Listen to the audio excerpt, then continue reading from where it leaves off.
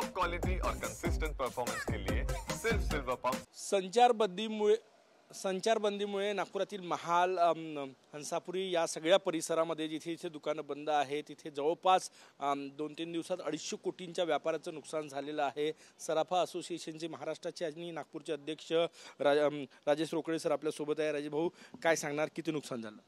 बघा, नुकसान तर याला आकलन करणं कठीण आहे, कारण की समोर गुढीपाडवासारखा एक मोठा सण आहे।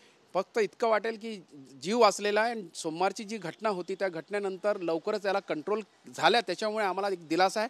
आणि ह्या 2 दिवसात जे संचारबंदीमुळे व्यापाराला नुकसान होत आहे तो खरोखरच एक मोठा नुकसान आहे। परंतु एकच दिलासा आहे की लवकरात लवकर हे मार्केट ओपन व्हावं आणि ज्याप्रमाणे इथले आमचे लोकल आमदार प्रवीण दटकेजींनी सगळ्या गोष्टी सांभाळल्या त्याच्यासाठी आम्हाला पण दिलासा आहे की आता आम्ही सुरक्षित आहे। किती कोटींचं नुकसान झालं व्यापाराचं? कारण की प्रचंड मोठे 1000 पेक्षा जास्त दुकानं बंद आहेत मोठे।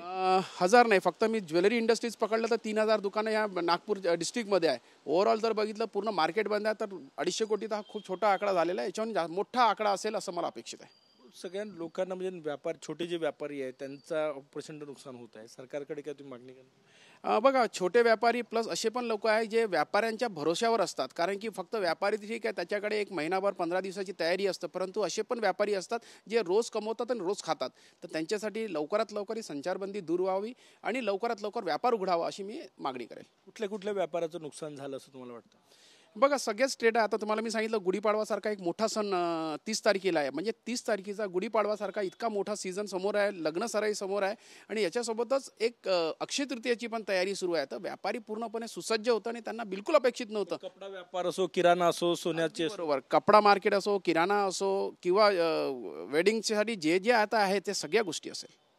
आता काय पुढची परिस्थिती? कारण की आजही संचारबंदी कायम आहे, त्यामुळे आजही मार्केट बंद असणार आहे, कालही मार्केट बंद होतं। मी आज DCP मॅडम सोबत बोललो, इथे महक मॅडम आहे त्यांच्याशी बोललेलो आहे आणि त्यांनी सांगितलेलं की आज पण संचारबंदी बंद राहील, संचारबंदी राहील आणि पूर्णपणे मार्केट बंद राहील। मला असं अपेक्षित आहे आपल्या माध्यमातून हे सांगेल सरकारला किंवा प्रशासन आणि शासनाला की लवकरात लवकर नॉर्मल व्हावं, कारण की ज्या मी सांगितलं ज्याप्रमाणे हे मुख्यमंत्र्यांचं शहर आहे आणि मुख्यमंत्र्यांचं शहर सुरक्षित शहर आहे आणि ज्याप्रमाणे मुख्यमंत्र्यांनी आणि लोकल आमदारांनी या गोष्टीला सांभाळलेलं आहे त्याच्यामुळे असं वाटतंय की मार्केट लवकर ओपन व्हावं। नक्कीच मार्केट लवकर ओपन व्हावं असं म्हणतायत राजेश रोकडे जी। जवळपास 250 कोटींचं नुकसान, कारण की ही संचारबंदी आहे, दुकानं बंद आहे, त्यामुळे मोठं नुकसान व्यापाऱ्यांचं होत आहे। कॅमेरामॅन साईसह गजानन उमाटे, TV9 मराठी, नागपूर।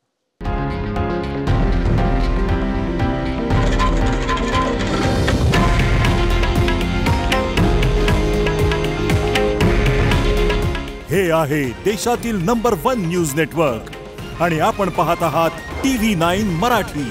काळजी तुमची, हित महाराष्ट्राचं।